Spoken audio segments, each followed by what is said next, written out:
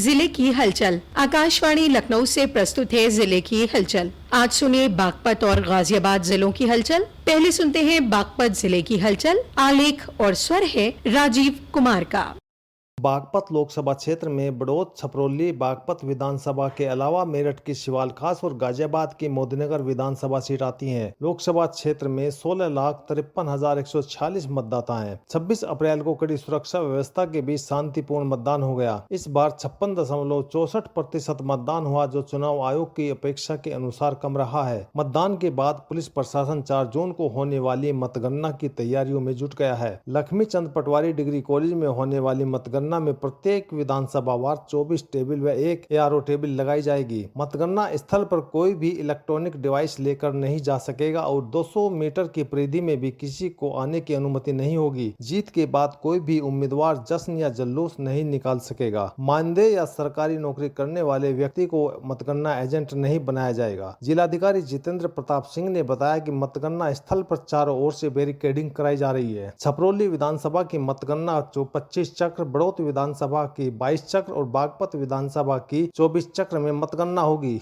जिलाधिकारी जितेंद्र प्रताप सिंह ने कलेक्ट्रेट सभागार में हिट एंड रन योजना से संबंधित जिला स्तरीय समिति के साथ बैठक कर संबंधित अधिकारियों को निर्देश दिए। कई वाहन हादसों में पता नहीं चल पाता कि कौन टक्कर मारकर भाग गया और पीड़ित को कहीं पर भी न्याय नहीं मिल पाता, लेकिन अब ऐसा नहीं होगा। हिट एंड रन योजना के अंतर्गत पीड़ित अपना दावा जिला स्तरीय समिति के सामने रख सकता है। जिलाधिकारी की अध्यक्षता में गठित टीम द्वारा आर्थिक सहायता सही समय पर मिल जाएगी। जिलाधिकारी ने सीओ ट्रैफिक को हिट एंड रन के अंतर्गत हुई दुर्घटनाओं का रिकॉर्ड उपलब्ध कराने के निर्देश दिए। जिलाधिकारी ने बताया, हिट एंड रन केस में जो विक्टिम्स होते हैं, जिसमें वाहनों का पता नहीं चल पाता है कि किससे टक्कर लगी है, वाहन मार के चला गया है, तो उसमें वो व्यक्ति एक दावा अपना हमारे यहाँ कर सकता है। उस दावे के क्रम में हम तहसील के SDM से और पुलिस के रिकॉर्ड से वेरीफाई करेंगे कि घटना हुई थी और वो सही पाया जाता है, वाहन का पता नहीं लग रहा है, तो भी उस प्रकरण में मेरी अध्यक्षता में एक कमेटी है, वो उसका निर्णय करेगी कि ये विक्टिम है तो मृत्यु के केस में 2 लाख रुपए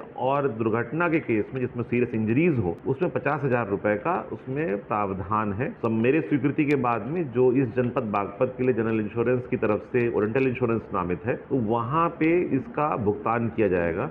जिलाधिकारी जितेंद्र प्रताप सिंह ने स्कूल बच्चों की सड़क पार करने की सुरक्षा व्यवस्था को देखते हुए स्कूल के सामने मार्गों पर साइन बोर्ड लगाने के निर्देश दिए हैं, जिसके क्रम में राष्ट्रीय राजमार्ग प्राधिकरण द्वारा कंपोजिट विद्यालय अहमदाबाद मेरठ बागपत मार्ग पर शाब्दिक व चित्रित साइन बोर्ड लगाए गए हैं, जिससे आवागमन करने वाले लोग साइन बोर्ड को ध्यान में रखकर चले और स्कूल के बच्चे आसानी के साथ मार्ग को पार कर सके। यह साइन बोर्ड जनपद के समस्त स्कूलों के बाहर लगाए जाएंगे। जिलाधिकारी ने बेसिक शिक्षा विभाग को इस संबंध में सूची उपलब्ध कराए जाने के निर्देश दिए हैं, जिससे सभी स्थानों पर समय अंतर्गत साइन बोर्ड लगाए जाने का कार्य किया जा सके। जनपद में 27 गौशालाओं में 5,983 गोवंश संरक्षित है। गौ संरक्षण के लिए भूसा, हरा चारा, चोकर अन्य व्यवस्थाओं को उपलब्ध कराने के लिए जिलाधिकारी जितेंद्र प्रताप सिंह ने पहल शुरू की है, जिसमें गौ संरक्षण के लिए ग्राम प्रधान, किसान, अन्य लोग दानवीर के रूप में भूसा दान कर रहे हैं। मुख्य पशु चिकित्सा अधिकारी डॉक्टर अरविंद कुमार त्रिपाठी ने बताया कि गौशाला की व्यवस्थाओं के लिए 18 QR कोड के माध्यम से दानवीरों द्वारा चारा, चोकर आदि के लिए दान दिया जा रहा है। QR कोड के माध्यम से अभी तक 31,500 रुपए की धनराशि प्राप्त हुई है, जिससे गोवंश के लिए भूसा आदि चारा खरीदा जाएगा। वहीं अभी तक ग्राम प्रधान और पंचायत सचिवों के माध्यम से 5,100 कुंतल भूसा दान के रूप में प्राप्त हुआ है। जनपद में भूसा खरीदने का 61,146 कुंतल का लक्ष्य है, जिसके क्रम में 49,534 कुंतल भूसा अब तक ट्रैक कर लिया गया है। खंड विकास अधिकारी बड़ौद ज्योति बाला ने बताया, मेरे बड़ौद क्षेत्र में गौशालाएं संचालित हैं। इसी तरह से बिनोली में 3 संचालित और 1 निर्माणाधीन है। मेरे यहाँ पर्याप्त मात्रा में भूसा गौशालाओं को सम्मानित जनप्रतिनिधि, सम्मानित प्रधान, सम्मानित मेरे जितने भी साथी हैं, किसान भाई है, सभी ने बहुत अधिक मात्रा में दान दिया है। मेरे कोई भी गौवंश इस समय जो निराश्रित हैं, कोई भी ना तो चारे के अभाव में और ना ही किसी भूसे के अभाव में, कहीं पर भी ऐसा नहीं है कि कोई गौवंश भूखा है। तो मैं क्षेत्रवासियों का इस संबंध में बहुत बहुत धन्यवाद करती हूँ कि निराश्रित गौवंश के लिए सरकार के साथ साथ किसान भाई भी और सम्मानित जनप्रतिनिधि भी सामने उभर कर आए हैं और उन्होंने अधिकाधिक अपना सहयोग दिया है।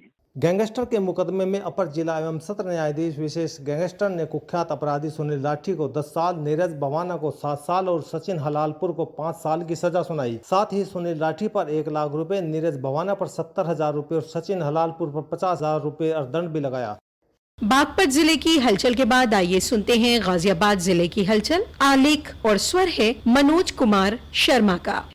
गाजियाबाद में जिला प्रशासन द्वारा 4 जून को होने वाली मतगणना की तैयारी पूरी कर ली गई है। मतगणना की व्यवस्थाओं के संबंध में जिला निर्वाचन अधिकारी इंद्र विक्रम सिंह की अध्यक्षता में बैठक आयोजित की गई, जिसमें उन्होंने कहा कि भारत निर्वाचन आयोग की गाइडलाइन के अनुसार कार्य करते हुए आपसी समन्वय बनाकर मतगणना शांतिपूर्ण संपन्न कराए जाए। आयोग के दिशा निर्देश के क्रम में ही मतगणना की तैयारी की पूरी व्यवस्था की जाए। जिला निर्वाचन अधिकारी ने बताया कि मीडिया कर्मी, निर्वाचन कर्मी, प्रत्याशी या एजेंट 3 चरणों में मतगणना स्थल पर पहुंचेंगे। उन्होंने संबंधित विभागों को दिशा निर्देश देते हुए कहा कि मतगणना स्थल पर पर्याप्त पेयजल और अन्य सुविधाओं की व्यवस्था होनी चाहिए। गर्मी को ध्यान में रखते हुए मुख्य चिकित्सा अधिकारी डॉक्टर भवतोष शंकधर को निर्देशित किया गया कि कार्मिकों को वेलकम ड्रिंक के रूप में ORS का घोल पिलाया जाए। जनपद में कड़ी सुरक्षा व्यवस्था के बीच दूसरे चरण के 26 अप्रैल को लोकसभा चुनाव के लिए मतदान शांतिपूर्ण ढंग से संपन्न हुआ। गाजियाबाद लोकसभा क्षेत्र में 49.80% ही मतदान हुआ। मतदान से पूर्व भाजपा, सपा, कांग्रेस और बसपा सहित अन्य प्रमुख राजनीतिक दलों के वरिष्ठ नेताओं और स्टार प्रचारकों ने जनपद में जनसभाएं और रैलियां कर पार्टी प्रत्याशियों के लिए वोट की अपील की। जिला प्रशासन द्वारा मतदाताओं को मतदान के लिए जागरूक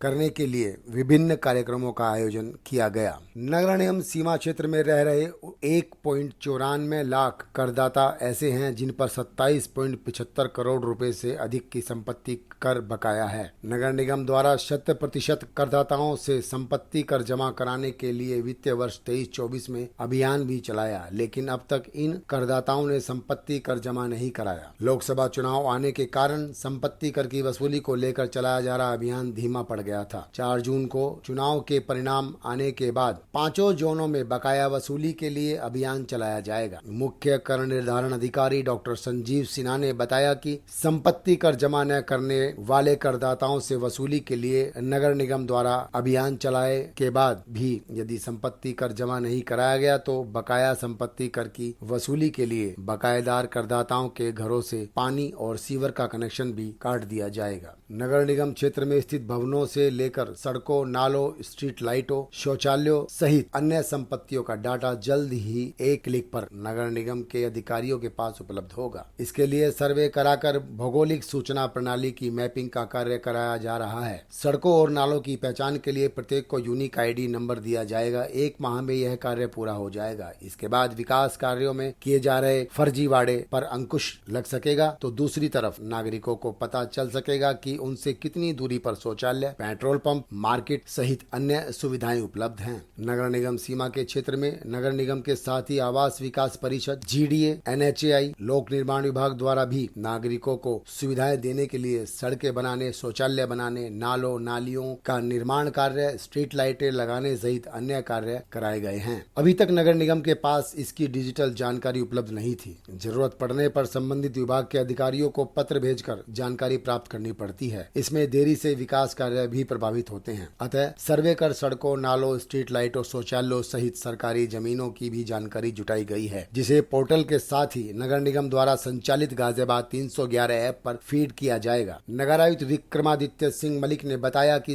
नगर निगम गाजियाबाद ने एक IT क्षेत्र में एविडेंस बेस्ड पॉलिसी इम्प्लीमेंटेशन के कार्य को करने के लिए GIS मैपिंग का कार्य पूरे शहर में करवाया है, जिसमें नगर निगम की सारी संपत्तियां, जितने भी नगर निगम की लैंड हैं, जितने सिविक अमेनिटीज हैं जैसे शौचालय, street lights, urban drainage, roads, इन सबको GIS मैपिंग के तहत एक सिंगल प्लेटफॉर्म पे ले लिया गया है। और जो भी कार्य योजना बनाई जाएगी उसमें एक एविडेंस बेस्ड साइंटिफिक तरीके से नगर निगम कार्य करने में कारगर होगा। सर्वे के माध्यम से सड़कों की लंबाई, चौड़ाई, स्थिति के बारे में पता चल सकेगा। किस सरकारी जमीन पर कब्जा है और कितनी कब्जा मुक्त है, यह भी पता चल सकेगा। प्रत्येक 6 माह में इस कार्य का सर्वे कराकर डाटा अपडेट किया जाएगा।